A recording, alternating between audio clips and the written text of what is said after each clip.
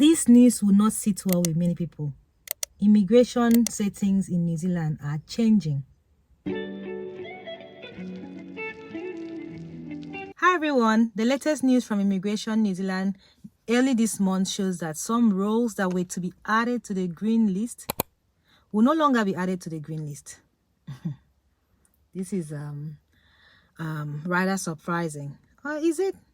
Now, since the government changed from Labour to National around November, they have been making changes and planning for more changes to the Immigration New Zealand setting. These are the changes. The transport sector agreement work to residency pathway for bus and truck drivers is closing to new applicants. Plans to add 7 roles to the construction and infrastructure sector agreements following the closure of recovery visa. Those ones are not progressing. Plans to add 11 occupations to the green list are also not progressing. If you recall in my video that I posted in September 2023 on the latest immigration updates, I mentioned that the government was looking to add new roles to the green list. The government has added 17 more roles to the green list. This is a list of the extra 17 roles. The roles will be added from March 2024 along with requirements and the pathways that apply. This new government has decided that many of those roles that were to be added to the green list that I had mentioned in those videos, those roles that were to go on the green list will no longer be added to the green list.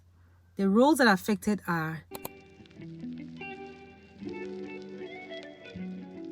as well as the 7 construction and infrastructure sector agreement role. On the good side, 6 roles will be added to the green list, equating to the 9 ANSCO occupation. Before I continue, I'd like to ask you to click the subscribe button if you haven't yet subscribed to the channel. For my new subscribers, I'm the Sassy Engineer and I share tips on immigrating to New Zealand and my travels around New Zealand as a Nigerian. What does these changes mean to you? Again, let's consult another video on my channel regarding green list roles. The fun fact about this list is that if your job is on the green list, an accredited employer does not need to do a labor market test before applying for a job check.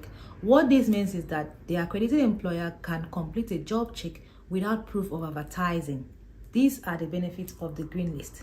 Any employer would take that option of skipping job state.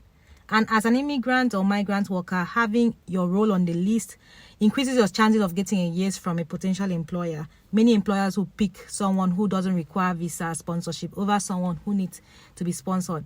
It's brutal, but it's a cost and time-saving option that employers are happy to take. Sadly, that's the position that this news will put some people. Another benefit of the New Zealand Immigration Green List role is eligibility for work to residence visa. Now, those people with roles that have now been excluded from the green list will have to join the queue for SMC visa.